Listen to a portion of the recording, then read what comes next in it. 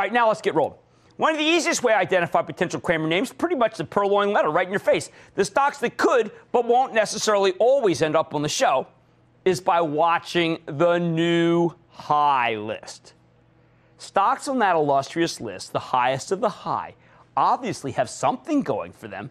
And that's especially true when the market is in bad shape, as only the best of the best can hit new highs when the market's falling apart. So what's it tell you when a stock is on the new high list? Either that it's part of a genuine, powerful bull market, or the company itself has some serious momentum. Buy, buy, buy! No matter how they get there, many stocks on the new high list often keep going higher. In a great bull market like we had in 2009, we saw that over and over and over again. The same stock would hit new high after new high after new high. And following them was a great way to make money. Even as the bears claimed endlessly that the bull market was false and couldn't be trusted. Hey, look, let's tell some truth here. Listening to the bears, who were aplenty, caused you to miss out on one of the greatest rallies I've ever seen. Greatest rallies in history. Now, obviously, the rally in 2009 is more like the exception than the rule. But generally speaking, things that have worked well in the past will continue to work. I am not saying that you can just chase stocks that are hitting their highs because they'll keep going higher. That would be the ultimate in foolishness. True bozo the clown behavior. That's why they have gel, you know. Anyway, I am saying that if you want to identify stocks that will be winners in the future, look at the biggest winners of the present. It's a pretty good place to start looking. That's the thing about the market. It's not always that hard to play once you understand that there's often more continuity than there is change.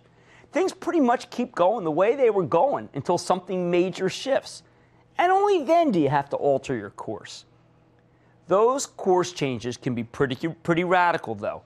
And that's why you always have to be reevaluating your ideas. That's why you got to keep doing the homework. No buy and hold, buy and homework. Never dig in your heels when the facts change. Two incredibly important disciplines that I stress in the book, Getting Back to Even. But you know what? When you're looking for stocks to invest in, when you're hunting for the bull markets like I do every night, weeknights at 6 and 11 p.m. on CNBC, you got to start somewhere. And looking at the new high list is a terrific way to begin. Now, I don't just pluck names off the new high list because I think, hey, these stocks have been going up. They're going to keep going up. So why don't I recommend them on my show? That would be both lazy and irresponsible. I am many things, a lot of them negative, but lazy and irresponsible, even my closest friends will tell you that's not the case. I apply the same standards of rigor to this show that I used at my hedge fund. Exactly the same. I'm doing the exact same process. So I rarely recommend buying stocks straight off the new high list unless there's some special circumstances. And these I'm going to address later in tonight's show. What I like to do when I'm hunting for stocks, and what you should do, wait for something to pull back from the new high list. That's really where I've had my best selections. See, a pullback gives you a good lowered price entry point in a stock that probably has a lot of positives going for it. Remember, I'm not telling you to chase momentum. You should always be conscious of price and therefore try to buy on weakness, just like I always teach you to sell on strength. I don't like to chase. I'm throwing in these caveats because I don't want you to look at the new high list as your shopping list. Big mistake. It's a jumping off point, a research point, albeit an important one. Poring over the new high list is a fabulous way to identify potential, and I stress that word, potential stocks to buy. You only buy stocks that have pulled back from the new high list if you're confident they'll make a comeback, 3, 4, 5, 6, 8%. Boy, is that a great level. You got to do all the same homework you ordinarily do before you buy a stock. You absolutely must have conviction, even if it's a cynical conviction that the stock is ultimately going higher and that it deserves to go higher. And the biggest caveat of all when you're shopping for stocks that have pulled back from their highs, make sure they haven't pulled back for a good reason, that it's the market bringing them down.